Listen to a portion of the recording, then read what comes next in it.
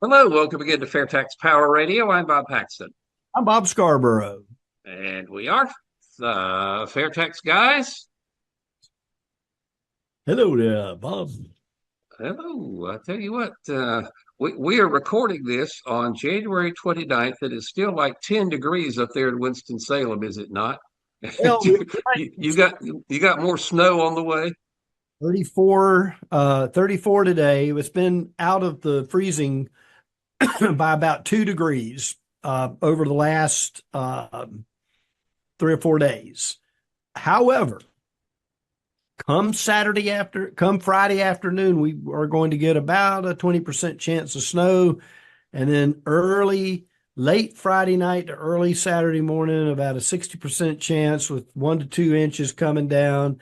And then Saturday at 80% chance. And this time snow, not ice and sleet and what everybody's terming wintry mix. Uh-huh. Yeah. It has been solid ice on the roads, the ones that haven't been touched either by scraping or some other form of accelerant to rid the roadways of the precipitation from last weekend. So we'll see Yes. what happens.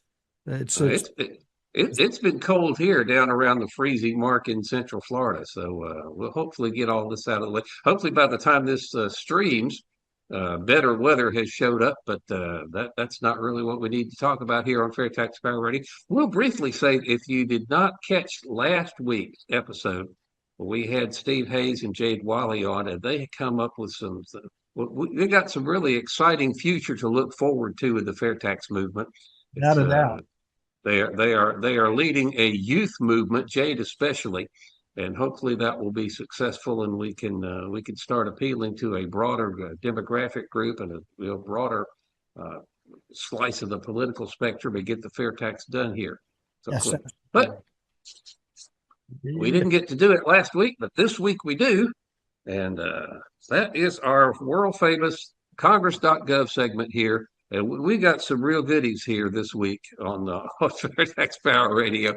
And this one, I tell you what, this one has to win the coolest title award of any bill that I've ever seen. You know, we see a lot of times when the title on the bill is not really indicative of what the bill actually does. But this one is, see if you can figure this out here. I'm sure you can. HR 7087, 7087 from Representative Nathaniel Moran in Texas. His bill is called, are you ready? The Grave Injustice Parity Act. Grave Injustice Parity Act.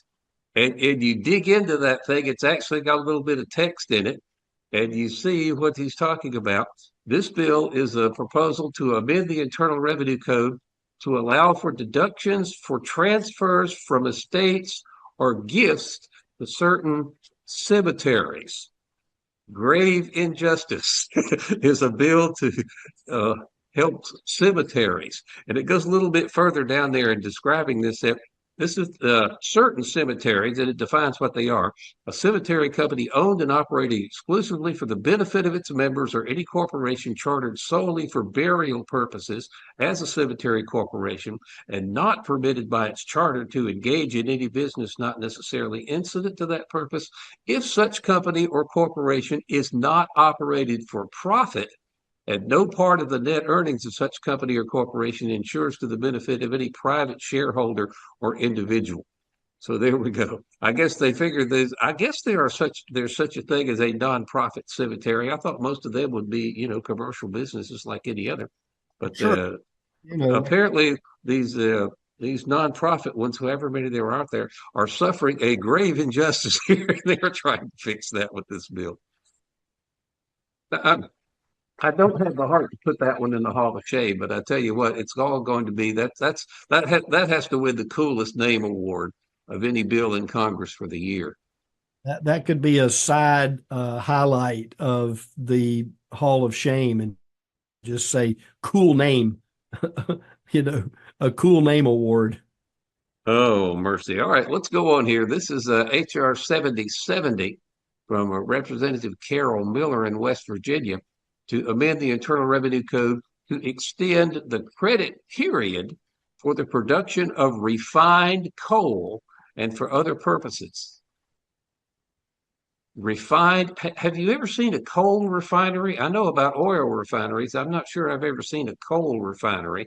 You're up there a lot closer to coal country than I am. Have you ever seen one of them things? No, no. And this is West Virginia, right in the middle of it. Yeah, coal country. Yes, but refined coal, you get a credit period for the production of refined coal. Somebody that knows more about it than I do may be able to explain in the comments what refined coal is. And But for other and for other purposes, of course, that's a standard procedure here. Next one, HR 7051, 7051 from Representative John McGuire of right up north there of you, Virginia, District 5, to amend the Internal Revenue Code to exclude from gross income gains on the sale of real property to first-time home buyers by individuals who have attained age 65. So if you're 65 or older and you sell your home to someone who is buying their first home, they want to say, all right, the capital gain you get on that transaction does not count as gross income. Again, part of the problem with the income tax is simply defining what income is. And the Congress we see bill after bill after bill to exclude from gross income proceeds from this, that, and the other. And it's just crazy. You need to get rid of it all and replace it with a fair tax. And if you had the fair tax and you wouldn't have to worry about capital gains or anything else. And the fair tax would not be applicable on your sale of your house, which is used, to the anybody that happened to buy it, whether it was a first-time buyer or somebody else. Yeah, it wouldn't care who you sold it to. Doesn't matter how old you are when you sell it. The fair tax totally and completely eliminates all capital gains taxes. It applies only when you make a retail purchase of new goods or services. Again, the key word there, new. If you sell your pre-existing home, there is no fair tax on that, and that's cool. All right, let's move along. This one's from the Senate side, 3632, S3632. Senator Pete Ricketts of Nebraska, a bill to amend the Internal Revenue Code to provide credits for the production of renewable chemicals and investments in renewable chemical production facilities and for other purposes. Renewable chemicals, okay? That's what it says. And that's it. Yep. All right, one more. This is HR 7044. This is the Energy Burden Tax Credit Act. What do you think an energy burden, B-U-R-D-E-N, energy burden is? Well, pick up your gas can and it's like 5 gallons is pretty heavy. Okay. Well, this is Representative Chris Pappas of New Hampshire. HR 7044, the Energy Burden Tax Credit Act, says it is a bill to amend the Internal Revenue Code to establish the energy burden credit. And then it says a little bit farther down, the energy burden is basically the amount of money you spend on electricity or heating fuel or whatever to heat and cool your principal residence. So whatever you spend to keep your house comfortable is considered your energy burden under this bill, and they want to establish a energy burden tax credit, apparently based on how much you have to spend to keep your house heated and cooled. Hey, sounds good to me. Let's get the fair, and then we won't have to worry about all of that. There you go. I tell you what, that's it. We have fun with this Congress.gov segment because we keep an eye on what the Congress critters are doing. But stuff like this is why the tax code is as complicated as it is, why it is so, what's the word, voluminous? I mean, so large. I mean, thousands upon thousands upon thousands of pages of regulations and statutes and case law and stuff like that, and it all goes away with the fair tax. So that's what we're working on here. That's it. All right. Well, I'll tell you what. Let's move along here on Fair Tax Power Radio to a subject that, if I could just get people to understand one thing about the fair tax, I think this would be it. This is when I first read the white Boortz and Linder fair tax book. This one right here. Chapter 5 is what really finally rang a bell in my head, and it says, wait a minute. Yeah, people inherently understand that when you buy something, when you buy a car, for example, the price you pay for that car includes the cost of the steel and the glass and the rubber and the plastic and all of the different materials that go into that car. It also includes the cost of the labor that goes into putting it all together. It Right. includes the cost of putting it on a truck or a train and bringing it to you. That, you have to cover all of the costs of production in the price of whatever it is you're buying, whether it's a car or a bottle of aspirin or a lawn manicuring service.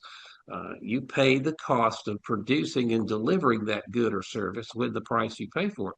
But people never seem to understand, or it just never seems to register in their head, that tax costs are part of the cost of doing business. Your Yes. landscaper, your barber, all owe income tax on the money you pay them for their services. The grocery store that sells you a loaf of bread has to pay income tax on that profit. And so the income tax and the compliance costs, what they have to pay for their attorneys and tax attorneys and CPAs and all of the time it takes just complying with the tax code, those are costs of doing business that gets passed on to the consumer. And the embedded taxes is what they call that, costs that are passed on to the consumer that you don't see on your receipt. When you buy a loaf of bread, you don't see how much of that. I have no idea what a loaf of bread costs these days. My wife does all the grocery shopping. But the couple of dollars that you pay for a loaf of bread, some of that ends up in the federal tax coffers up at the IRS because the grocery store had to pay income tax on it. The farmer that grew the wheat had to pay income tax on it. The trucker that brought it to you had to pay income tax. And all of those tax costs and compliance costs are included in the prices that we pay as consumers. And the fair tax gets rid of every bit of that. Yes. Without a So, doubt. I'm referring to, if you have your fair tax book here, Mhm. chapter 5, the embedded costs of our tax code is what's really that's the one thing I wish people could understand. And Steve mentioned this last week on the Fair Tax Power Radio, the dishonest argument we get against the fair tax. Oh, the fair tax is a brand new tax. It's going to raise the price of everything you buy by 30%. No, it's not. It's going to replace the tax costs that are already there in the prices you're paying that you don't see. In Yeah. fact, there have been some studies that would have concluded that prices, retail consumer prices, will actually go down with the fair tax because there is more embedded tax cost in today's prices than there will be fair tax applied when that becomes law. Because of the just the whole of the tax code, every industry, and in some cases businesses specifically have certain caveats or cutouts that they get to benefit from, and then other people are having to pay, businesses are having to pay because of some of the taxes that they incur in the manufacturing of their product or their service. And so we end up with, we end up getting the brunt of that in the form of higher prices, higher retail prices. Yeah, Steve Hayes just wrote a chairman's report that came out a couple of weeks ago about this, about how federal taxes inflate the price of everything we buy. I would suggest you go to fairtax.org and read that if you haven't already. But if I can here, let me just read a little bit from this chapter 5 of the Fair Tax book, talking about buying a loaf of bread. So it's when you buy a loaf of bread, you're paying a portion of all of the bills, including the tax bill, of every person or business entity that had anything to do with that bread from before the wheat was planted up until that loaf of bread ends up in that little plastic bag in the back seat of your minivan. Now, here's just a partial list. First comes the seed producer, followed by the farmer who buys the seed to plant wheat. The seed producer is a taxpayer. Those taxes are reflected in the prices that he charges for seed. The farmer also buys things like fertilizer, irrigation equipment, fuel for his tractors and labor. all bought from tax-paying business people. You have the trucking company that gets the raw materials to the processors. The processors are in it to make money. Then so is the bakery, the food distributor, the grocery store, taxpayers all. Then there's the company that makes the packing materials for your bread, the farmer who grew the little sesame seeds you see on the crust. And don't forget the company that makes that little plastic gizmo that's supposed to reseal the bag, the thing you throw away as soon as you open the thing. Does that seem like it? Oh, not yet. Don't forget the thousands of companies it takes to manufacture the trucks, tractors, and plows to explore, recover, ship, and refine the oil that becomes the gasoline and diesel fuel to fuel those machines. Then you got marketing companies, advertising agencies, not to mention the talk show host who makes big bucks with a personal endorsement from the bread company. The list is almost never ends, and every single entity on that list is paying taxes, means they have a tax cost embedded into the price that they charge. And all of those charges and prices just get rolled right down the line to the end consumer. That means when you buy that loaf of bread, you're paying a portion of those taxes all the way down the line. And if people see, oh, if people could just understand how much of the retail prices that they're currently paying is these tax costs, and they include compliance costs and all, what the people have to pay to their tax attorneys and accountants to try to avoid these taxes. All of those costs get passed right on to you, and all of those costs go away with the fair tax. Can you imagine what the price of a loaf of bread would be without those embedded costs? Be about 25% lower than it currently is, that's for sure. And I tell you what, that leads into something else we hear a lot about. People saying, well, the fair tax is unfair to seniors who have, saved all of their money. It's their retirement savings that have already been taxed, and now you're going to tax it again. That's not fair. That's double taxation. They don't understand that the income tax system imposes double taxation on anything you spend. So there's really no difference. The fair tax replaces taxes that you are paying but you don't see with a tax that you will see, and it's going to be about the same size. The retail prices are not going to go up by 30%. That's another dishonest argument people use against the fair tax, because it replaces the embedded costs that are already in there. So just think about how much tax the farmer, the seed producer, the trucking company, the advertising agency, the grocery store, everything, the guy that makes the bag, that makes the little gizmos, you're paying the tax costs of every one of those businesses when you buy a loaf of bread, and you don't realize it because it's not written on your receipt anywhere. All you see on your receipt is the state sales tax that's applied. And of course, there are a lot of states that don't tax that loaf of bread at all. And so you think, gee, I'm not paying any tax at all. Yes, you are. Go back and read Steve's chairman's report from a couple of weeks ago. It's really enlightening. Yep. How federal taxes inflate the price of everything you buy is the title of it, released on January 30th. Yes, which is, we're recording this on the 29th, so it's released tomorrow, but this is going to stream about a week and a half later than we're recording it. So back up to last week's chairman's report, and you can see what this is all about. What a you look like you've got something there that you want to read. Well, I'm reading the chairman's report. I get to see it when it's released on Fridays, and here it is on Thursday, and I get to read. I'm feeling pretty. I'll have to say I get advanced copies, and I kind of help him with readability and issues and stuff like that. I edited a little bit for him, so I get the advanced copy. So you got the advanced copy of one that's got to actually come out tomorrow from the day we're recording this. And go ahead. What did you want to say from it? Some of it. Let's go through chairman's report then. Come again? I didn't hear. Let's go through some of the chairman's report then. Okay, well, you got the chairman's report in front of me, and I got the fair tax book, so you go. Okay, well, when you buy things at the store, your receipt shows you line by line the price of every item that you purchased. Those amounts are added together to arrive at the subtotal. This is what we were talking about. The difference is you're going to see you'll see the sales tax, but you won't see the federal tax in the item when you buy it off the shelf. So what happens with the fair tax is you will see the fair tax as as if you were buying a gallon of gas.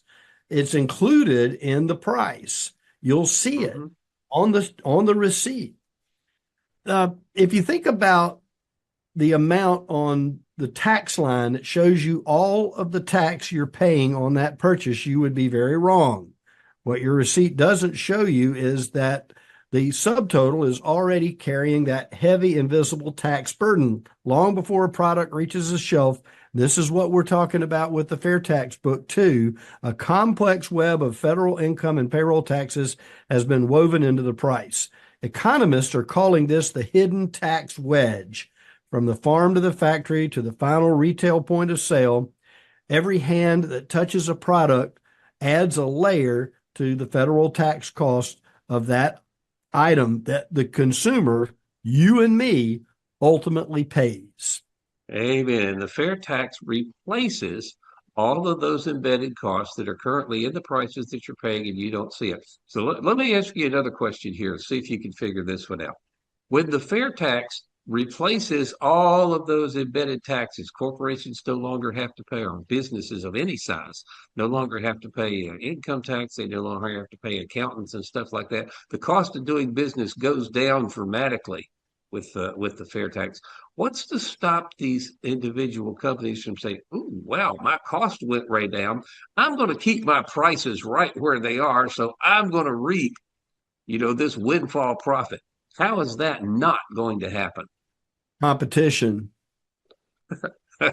Absolutely. Again, this is, if you want an example of how this works, this is again taken from the FAIRtax book. We will take you to December 31st, 1995, 20 years ago. The U.S. Congress was engaged in some budget disagreements that caused an expiration of the federal airline ticket tax. First, all the airlines tried to hold their ticket prices steady. The expiration of the airline tax made for extra profits in those prices, money the airlines needed desperately. But in just a matter of days, the wall started to crumble. All it took was one small airline trying to create a competitive advantage by lowering their ticket prices. One by one, the other airlines followed, and in short order, the tax cut went into the consumer's pocket, not into the airline's pocket. What happened when the airline ticket tax was reinstated? Yep, the price went right back up. So there's a real life proof of this theory. If pressure to reduce prices will compel, the airline industry already operates on really thin margins. You think airline tickets are expensive, but they operate on really thin margins. In fact, a lot of them are struggling to survive. And if that industry, competitive pressures of the free market will compel that industry, players in that industry, to lower their prices when the cost of doing business goes down, how do you think that's going to work with a business that's already working on a healthy profit margin? I'm telling you. The airlines more than anyone would have an incentive to keep that windfall profit, and it didn't happen in their case. Well, if they did, it wouldn't be very long, because the first person to drive prices down and make their retail price more based on their stated percentage of profit that they're trying to achieve off of the item, they're not going to, the others that are out there, there's not going to be much time for them. Otherwise, they might lose market share, or in the event of an item on a grocery store shelf, they're going to lose space if they're not, if their product isn't moving anymore, because the guy that's selling the lower retail cost item, he's the one that's going to win in the early going of all of this. Yeah, I tell you what, I was looking at, I've been shopping for an airline ticket to go to another cruise I've got on my cruising agenda. And I was seeing what it would cost me to get from point A to point B. And I'm not going to mention airlines by name here, but there were two airlines in particular that one of them was literally charging twice as much for the same trip as the other airline in the same class on the same type of aircraft. So it's not like I was comparing basic economy to first class. I was comparing apples to apples between two airlines, and I was amazed to see that much disparity between the two prices that the airline A and airline B were charging for the same trip at about the same time of day on the same type of aircraft. So they're going to have to, the expensive one is going to have to come down. I said, guess which airline I bought. I did buy the ticket on the I paid for my wife and I together. I paid less than it would have cost for me alone to fly on the other airline. But It's I'm just, not yeah, sure what that has to do with the fair tax, other than say that the competition in any industry is going to that's really an anomaly. I there, will there, rarely see that much difference between airlines when I'm shopping for an airline ticket to get to a cruise.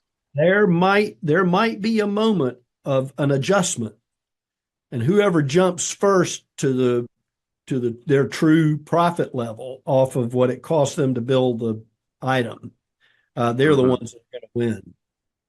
Absolutely, but anyway, that's what embedded taxes are all about. These are cost taxes, and the cost of complying with the tax code are just, they're like electricity and rent. They are costs of doing business. They get passed on to consumers in the form of higher prices. They get passed on to employees in the form of lower salaries and less generous benefit packages. They get passed on to shareholders and stockholders in the form of lower dividends. If the company didn't have to pay the tax, they could pay more in dividends. Right. Individuals pay every penny of a corporate tax, which is something people don't understand a lot as well. They say, well, I'm going to raise taxes on corporations. Well, you're going to raise prices for everybody that buys that corporation's product or service. Anyhow, those embedded taxes that you don't see all go away with the fair tax. It's replaced with something you will see on your, and that's probably another reason the Congress critters don't want the fair tax.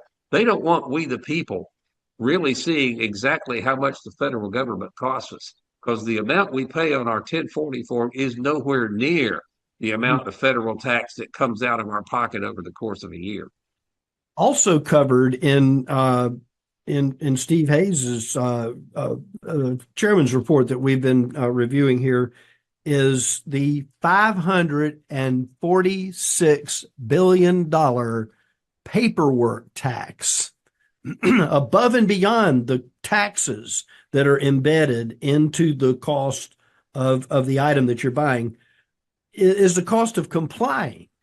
And Steve has a really concise look at this, which you really need to look at over the chairman's report from January 30th to focus in on this.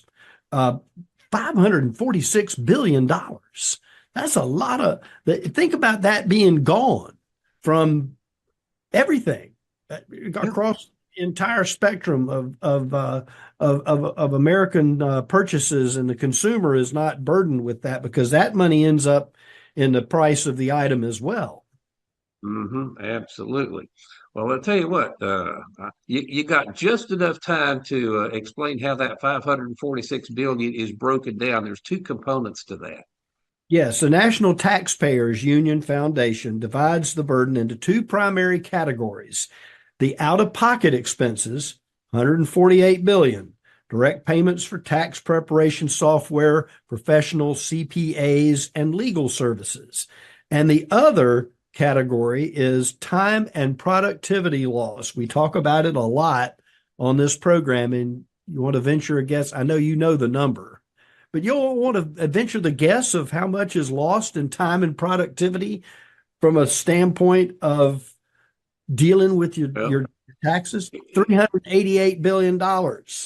Yeah, there's billions of hours spent on tax compliance as well. But unfortunately, that's going to have to do it for this edition of Fair Tax Power Radio. We are flat out of time again. So again, folks, understand the concept of embedded taxes if you don't already, and you will be a fair tax supporter for sure. That's going to wrap up this edition of Fair Tax Power Radio. Thank you so much for watching, listening, sharing the videos. That helps a great deal. FAIRtaxGuys@gmail.com is our email address if you'd like to drop us a note or just leave a comment in the video. But until we see you again, same time, same channel next week, I'm Bob Paxton. I'm Bob Scarborough. We are the FAIRtax Guys, reminding you the fair tax is the only truly fair tax, and once you understand it, you'll demand it. So, how much will I bring home? Go ahead. How much do you make? What'd you say, 40,000? Okay, keep it simple, throw out the deductions, all that stuff. So, you got your 40K, right? Now the first 8,000 is going to be taxed at 10%. The 8 to 33,000 is going to be taxed at 15%. And the 33 to 40, of course, is 25%. So that brings your total to $6,345. Okay, so the average is what? 16%. Okay, and on top of that, you got Medicare, which is 1.5%, and then of course your Social Security, which is 6.2%. So actually, your new total is $9,405. Which is 20. 23.65%. You're getting it. You're getting it. Don't even get me started on what the boss has to pay. He's got to pay a portion of your taxes as well, so you don't have to. Right. And you? Oh, you bring home every penny.